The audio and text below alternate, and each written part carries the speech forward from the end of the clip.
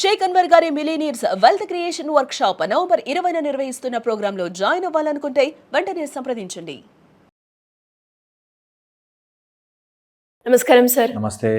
So రిలేషన్షిప్లో భార్య అయినా భర్త అయినా ఇద్దరు కూడా ఏ పని చేసినా ఒక మ్యూచువల్ అండర్స్టాండింగ్ మీద వెళ్తే ఆ రిలేషన్షిప్ చాలా బాగుంటుందని మీరు ఇప్పటివరకు ఎన్నో వీడియోస్లో చెప్పడం జరిగింది.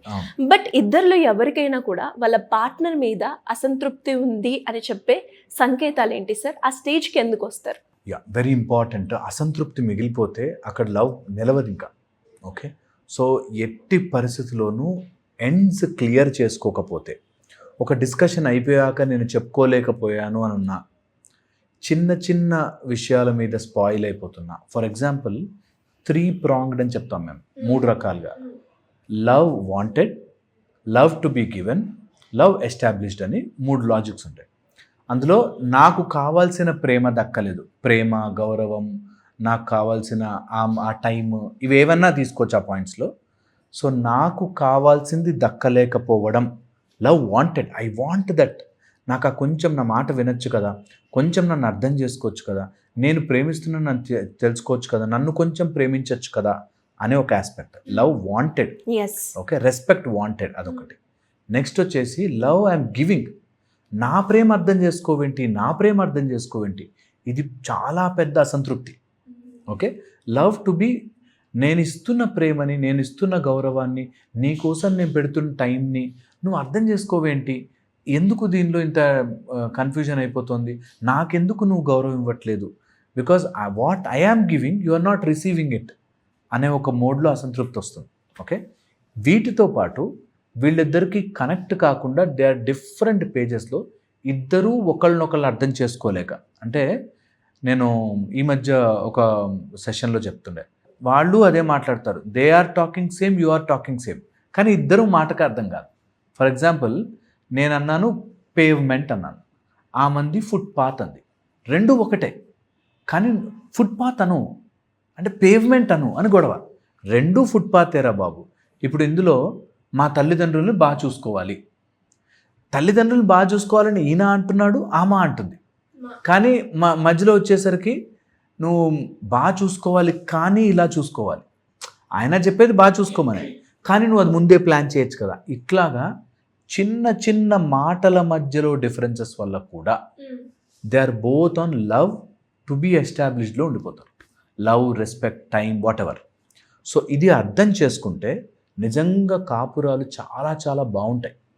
రిలేషన్షిప్స్ బాగుండాలంటే వాళ్ళు ఇస్తున్న ప్రేమను నేను తీసుకోగలుగుతున్నానా, నేను కావాల్సినంత ప్రేమ, రెస్పెక్ట్, గౌరవం, టైం ఇస్తున్నానా, ప్లస్ ఇప్పుడు దాకా ఉన్నది ఎంజాయ్ చేస్తున్నాను. యాక్చువల్గా నేను చూశాను ఒక భర్తని, అన్నీ చేస్తున్నాము ఇంట్లో, కానీ ఇంకోటి ఏదో చేస్తే కానీ నువ్వు నాకు నిజంగా ఆ ఒక్కటి నువ్వు మారకపోతే నాకు నువ్వు రెస్పెక్ట్ ఇవ్వనట్టే, మిగతావన్నీ ఆ ఇష్టంతోనేగా చేస్తున్నాను అని ఆ ఒక్క విషయం నా కోసం వదలలేవా అని. సో గొడవంతా ఎక్కడొస్తుందంటే, లవ్ ఇప్పటిదాకా ఉన్నది ఫైన్, ఇంకేదైనా బెటర్మెంట్ కావాలంటే అక్కడి నుంచి వర్కౌట్ చేసుకోవచ్చు అనేది తెలియకపోతే అసంతృప్తిగా ఉండిపోతుంది. దట్ ఆ రిలేషన్షిప్ ఒక ఎంత చేస్తున్నా ఏంటి అనేది ఉంటుంది. ఇది ఫిజికల్గాను, మెంటల్గాను, ఎమోషనల్గాను చాలా డ్రైనింగ్గా ఉంటుంది. మనకి ఎమోషనల్, మెంటల్ విషయం మాట్లాడుతున్నప్పుడు కొన్ని ప్రాసెస్లు, కొంతమందికి ఓసిడి లాంటిది, వాళ్ళకి ముందు అంత నీట్గా ఉండాలనో, లేకపోతే నువ్వు ముందు రాగానే కాళ్ళు కడుక్కుని రావాలనో, సింపుల్ స్మాల్ థింగ్స్ ఉంటాయి, దాన్ని పెస్టర్ చేస్తూ ఉంటారు. ఇది మెంటాలిటీ ప్రాబ్లమ్స్. ఇది వాళ్ళు కడిగిన చేతులే కడుగుతారు, లేకపోతే నువ్వు ఐరన్ బట్టలే వేసుకోవాలి, ఇలాంటి చిన్న చిన్నవి ఇంట్లో నువ్వు మీ అమ్మ నాన్న నేర్పించలేదా, నువ్వు అక్కడ బట్టలు పడేసావేంటి, మా ఇంట్లో ఫస్ట్ మా అమ్మ తీగ మీద ఆరేసేది, కూరలో ఫస్ట్ కూర వండుకోవాలి తర్వాత పప్పు చేయాలి, ఈ టైప్లో సిల్లీ థింగ్స్ ఉంటాయి, మోస్ట్ సిల్లియెస్ట్ థింగ్స్.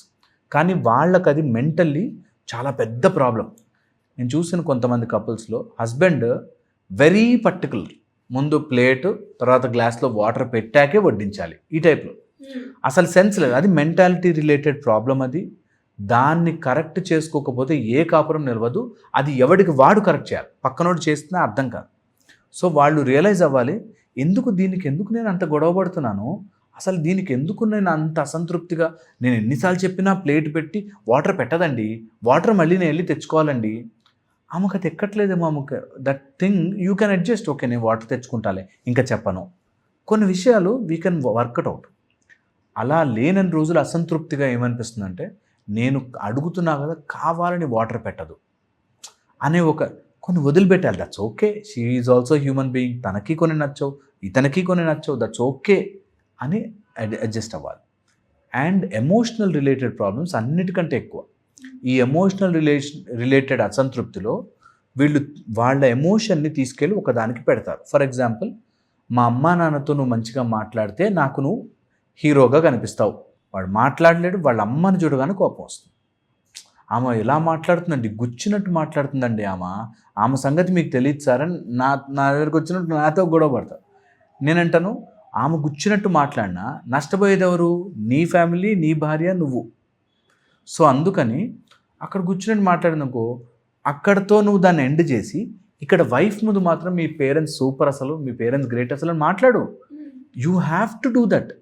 ఇక్కడ దీన్ని నువ్వు మేనేజ్ చేసుకోలేకపోతే, నువ్వు అక్కడ నిజంగా నీ అత్తని నువ్వు మార్చేసిన ఇక్కడ నీ వైఫ్ నీకు దూరం అయిపోతే పాయింట్లెస్. అంత సింపుల్ థింగ్ కూడా అర్థం చేసుకోరు చాలామంది.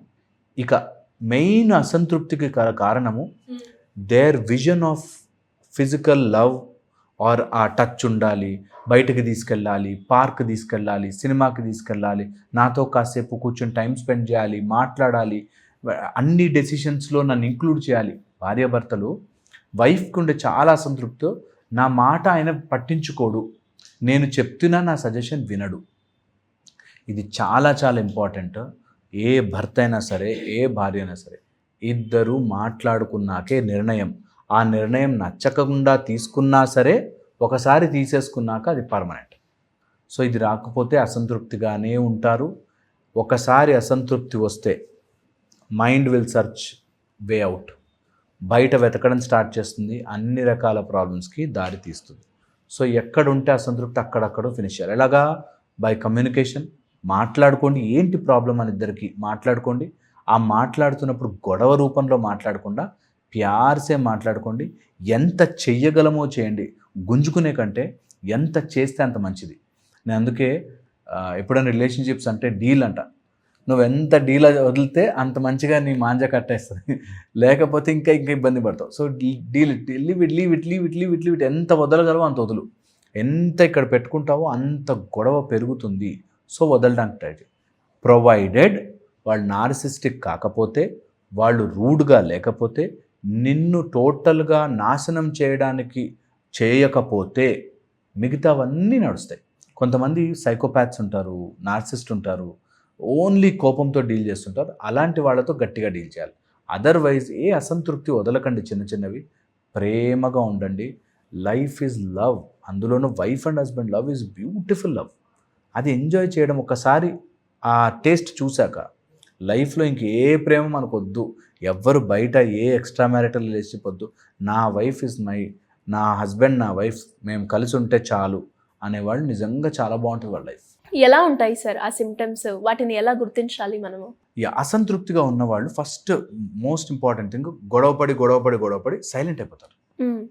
అంటే ఇంకా నేను చెప్పినా అర్థం కాదు అనేది ఒకటి వస్తుంది, నెంబర్ 1. నెక్స్ట్ వచ్చేసి నిరంతరంగా వాళ్ళు దేంట్లోనూ ఎంగేజ్మెంట్ చేసుకుంటూ, ఎందులోనో బయట ప్రపంచంతో బాగా ఇన్వాల్వ్ అయిపోయి నీతో సమయం స్పెండ్ చేయడము, నీతో ఉండడము, మాట్లాడడము తగ్గించేస్తూ పోతారు. సడన్లీ తెలియకుండా వాళ్ళకి అన్అవాయిడబుల్గా దుఃఖం వస్తూ ఉంటుంది.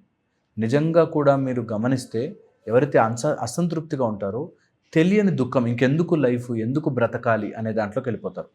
దీంతోపాటు పిల్లల విషయంలోకి వచ్చేసరికి, లేకపోతే రెస్పాన్సిబిలిటీ విషయంలోకి వచ్చేసరికి చాలా లూజ్ అయిపోతారు. ఇంకా నేను చేయలేను, నేను ఎందుకు ఈ రెస్పాన్సిబిలిటీస్ చేయాలి అనే దాంట్లోకి వెళ్ళిపోతారు. సో ఇట్లాంటివి ఏమైనా కనిపిస్తే జీవితంలో అసంతృప్తి మిగిలిపోయింది. ఆ అసంతృప్తిని ఎక్కడ మనం హోల్డ్ చేయాలి? Okay, love established or love giving, వీటిలోంచి సెలెక్ట్ చేసుకుని చూసుకుని, నా ప్రేమ అర్థం కావట్లేదా, నేనేమన్నా ఇవ్వాలా, ఆర్ వాళ్ళ సైడ్ నుంచి మనం ఏదైనా వస్తుంటే సరిగ్గా రెస్పాండ్ కావట్లేదా చెక్ చేసుకోవాలి. సో మీరు అన్నట్టుగానే ఈ 3 యాంగిల్స్లో కనుక మనం ఎక్కడైనా ఈ ఫీలింగ్లో ఉన్నప్పుడు ఇవి చెక్ చేసుకుంటే ఆటోమేటిక్గా మనకి సొల్యూషన్ అనేది వస్తుంది. Thank you sir, thank you so much. Suman టీవీలో మీ పర్సనల్ అండ్ బిజినెస్ ప్రమోషన్స్ కోసం కింది నెంబర్కి కాంటాక్ట్ చేయండి.